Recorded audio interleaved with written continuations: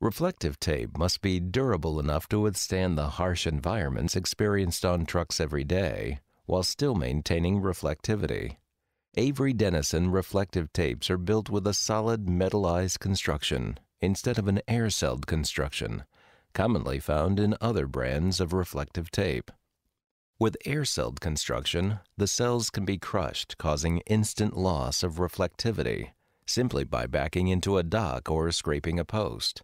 When the tape is damaged, it can expose open cells to dirt, water, and other debris. When these damaged cells are filled with dirt and water, it can cause the affected area to lose reflectivity. Over time, this type of damage can cause the layers to separate or the tape to peel off the truck completely. Avery Dennison products are designed to withstand the harsh conditions trucks experience on the road.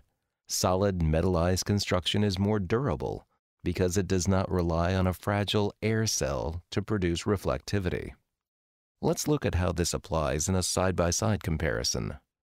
Both tapes in this video have been mechanically damaged and submerged in water.